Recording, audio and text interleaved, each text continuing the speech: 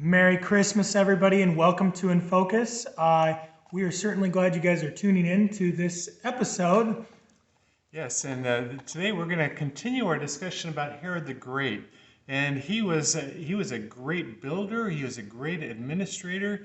He built up a lot of different things in the area. We saw that he rebuilt the temple. He reinforced the city walls and expanded them. He built new fortresses. I mean, he just was a master builder. But there's another side to Herod. Yes, he was known as Herod the Great, but he was also Herod the Ruthless or Herod the Paranoid.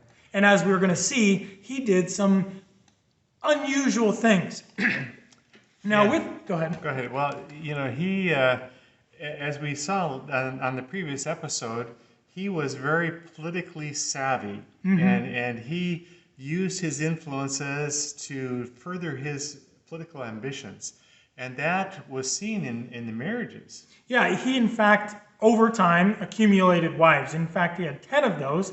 Some of them were, and most of them were political in nature. The second wife in particular, Miriam, if I'm getting that right, who was a Hasmonean. Now, if you understand who the Hasmoneans were, it was kind of the rich, elite, influential political class during that time. And so he realized if him being an outsider, not even being Jewish, if he was going to try to win over these people, he had to marry into them. And so he did that, and it actually did elevate his standing at that time. So we talked about the last episode of how Herod had kind of rebuilt the political class of the priestly class, and how he changed it. He moved it from being a family line of Aaron to more of kind of political appointments. And that really began with Miriam, because she was a Hasmonean, and she pushed him to install her brother as the chief priest, which he did. Yes. And there were some consequences because of that action. He, once again, we have to understand he was a very jealous man, and as Mary's brother-in-law became more popular to the people, he started getting jealous and threatened by him.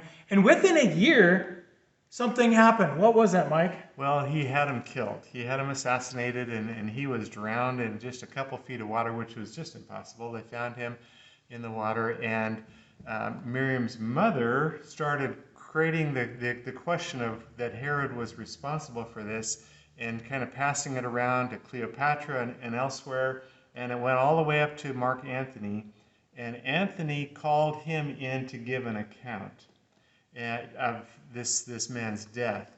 And so he was nervous about that trip, and he basically was afraid for his own life at that before Mark Antony, and he basically had put Miriam, his wife, in charge, or put his brother in charge of it, or his uncle, Joseph, in charge of his wife, Miriam, and said that if he would die by Mark Antony, that she was going to be put to death. Why was he worried about his wife?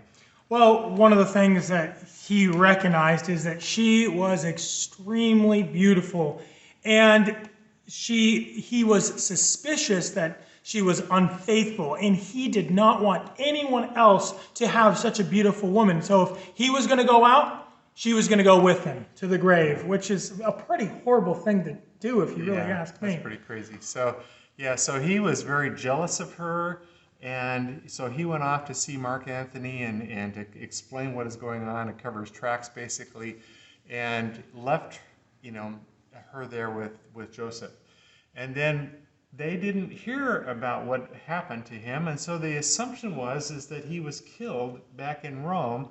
And so there was plans that were made to take over his throne by Miriam's mother and her sister. And so here was this plot that was forming to take over his throne, and then he comes back and he finds out about that plot, and he thinks his wife is involved in that plot. And he accuses her of being unfaithful with the uncle. And so he has her put to death. Which to him, what is said in the record, this is the only wife that he truly loved. And so as this is going on, as he's putting to death people that he loves, his paranoia really starts to take over himself. And one of the things that he started doing is he started confiscating property from anyone that he suspected was going against him. And last week we talked about Herodium, that he built this fortification to protect him just in case someone was going to overthrow him. And it really started to infect not just his outward relations, but also the relations he had with his sons. And at a certain point, he even put to death 3 of his sons. And Caesar Augustine, what did he say about Herod?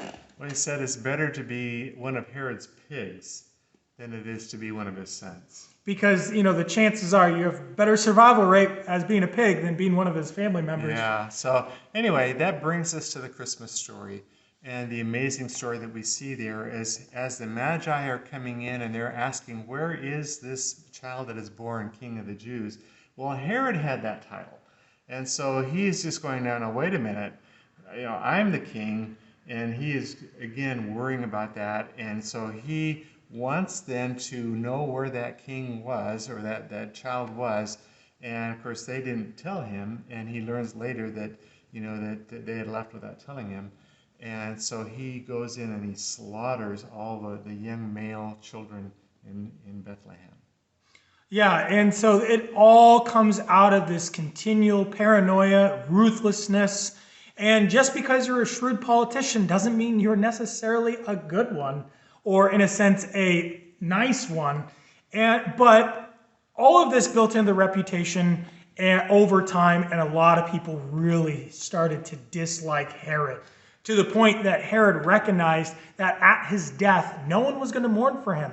And because he was an egotistical man, this grieved him, that no one was going to mourn, even after he built all those fantastic things for them. So he came up with a pretty horrible plot. And according to Josephus, Herod ordered that most of all the illustrious men of the whole Jewish nation should be taken out of every village and imprisoned in a hippodrome, and that at the moment of his death, that they all should be killed, because in his eyes, if he dies, there should be mourning. However, when he did die, that was the first rule that was annulled and not done. So anyway, Merry Christmas. We hope to see you on Sunday. Have a fantastic day.